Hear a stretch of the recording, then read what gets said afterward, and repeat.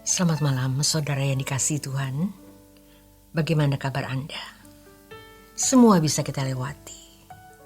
Malam ini saatnya Anda menikmati renungan malam dari Pendeta Dr. Erastus Sabdono dengan tema Iman yang Kokoh bersama saya, Yohana Ibrahim.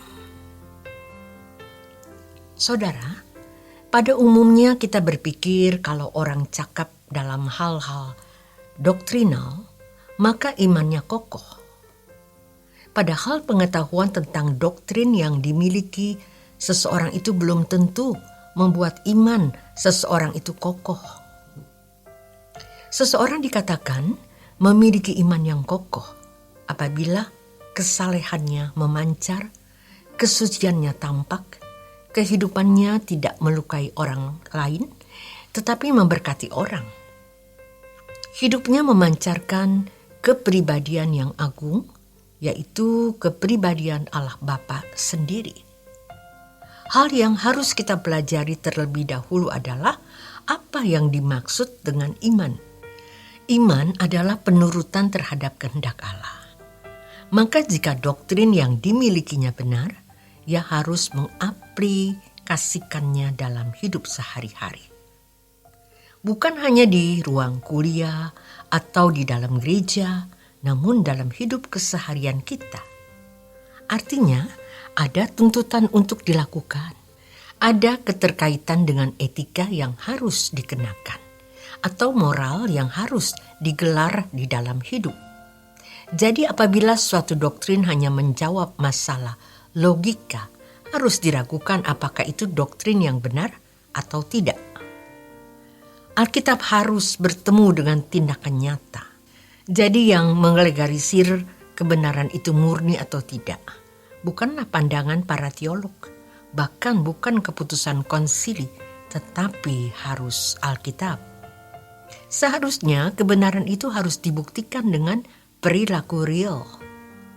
Terkait dengan hal ini, setelah kita mempelajari kebenaran-kebenaran melalui proses, akhirnya kita tiba di satu titik, yaitu kita menemukan harga mengikut Yesus.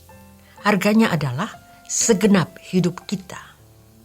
Karena begitu beratnya harga yang harus dibayar, begitu beratnya syarat yang harus dipenuhi, terkadang gereja menghindar tanpa disadari. Terjadi penyimpangan di dalam kurun waktu ratusan tahun. Salah satu kompensasinya adalah kehidupan Kristen dijawab dengan uraian doktrinal. Doktrin harus ada, tetapi harus memiliki implikasi konkret. Harus ada implikasinya, harus ada penerapannya, apapun doktrin tersebut. Gereja mengalami kemerosotan iman yang luar biasa. Kekristenan yang sejati makin tahun makin lenyap. Orang-orang Kristen hidup di dalam kewajaran. Tuhan Yesus berkata di Lukas 14 ayat 33, tiap-tiap orang yang di antara kamu yang tidak melepaskan dirinya dari segala miliknya tidak dapat menjadi muridku. Apa arti melepaskan dirinya dari segala miliknya? Artinya, kalau kita mau jiwa kita selamat, kita harus rela kehilangan dunia ini. Itu harga dari melepaskan segala sesuatu. Pesan ini mengandung sebuah konsekuensi yang mahal sekali. Bapa mengikut Tuhan Yesus itu harus melepaskan segala kesenangan, sehingga kesenangan itu hanya menyenangkan Tuhan. Kurang dari itu tidak layak. Ironis, banyak orang menganggap ini berlebihan. Tetapi kalau suatu hari mereka bertemu dengan Bapa di surga yang kemuliaannya maha dahsyat, mereka baru tahu memang pantas melepaskan segala sesuatu demi kemuliaan tersebut. Namun mereka sudah terlambat. Di ayat yang lain, Tuhan Yesus juga berkata senada, yaitu di Matius 6 ayat 19-20, jangan kumpulkan harta di bumi.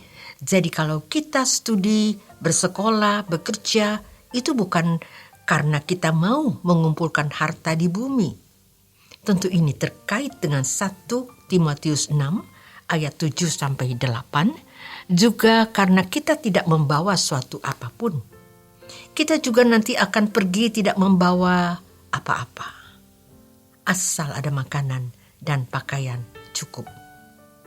Suatu saat ketika orang melihat bencana, tsunami, gempa bumi, badai, kebakaran, di mana dalam sekejap gedung pencakar langit hancur, rumah dan mobil hanyut terbawa arus, baru ia mengerti mengapa Tuhan mengatakan, kamu harus memindahkan hatimu. Kita harus memindahkan hati kita di kerajaan surga. Hati kita tidak boleh terkait atau terikat di bumi ini. Sebagaimana pemazmur menuliskannya di Mazmur 73 ayat 25-26, siapa gerangan ada padaku di surga selain engkau? Selain engkau tidak ada yang kuingini di bumi. Sekalipun dagingku dan hatiku habis lenyap, gunung batuku dan bagianku tetaplah Allah selama-lamanya. Ayat ini mencerminkan orang yang telah memindahkan hatinya di surga. Mereka telah memikirkan perkara-perkara di atas, seperti yang diungkapkan Kolose 3 ayat 1-3. Pikirkan perkara yang di atas, bukan di bumi. Ini adalah standar. Maka kita harus memilih Tuhan senantiasa, dan untuk memilih Dia, kita harus berkenan. Sekarang kita harus bersedia.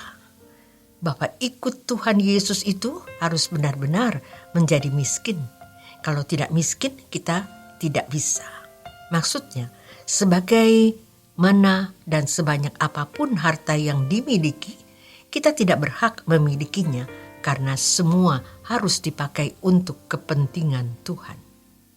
Kalaupun kita kaya, kita hanya dalam hikmat, dalam pengertian akan kebenaran, dalam kualitas hidup seperti yang Bapa inginkan, yaitu sempurna seperti Bapa atau serupa dengan Yesus. Hanya orang yang telah memindahkan hatinya di kerajaan surga yang memiliki kematian yang bermartabat. Seseorang yang dikatakan memiliki iman yang kokoh, apabila kesalehannya memancar, kehidupannya tidak melukai orang, dan hidupnya memancarkan kepribadian yang agung, yaitu kepribadian Allah Bapa. Sampai di sini renungan malam. Selamat menikmati istirahat malam Anda bersama keluarga dan orang-orang yang Anda kasihi. Tuhan Yesus memberkati.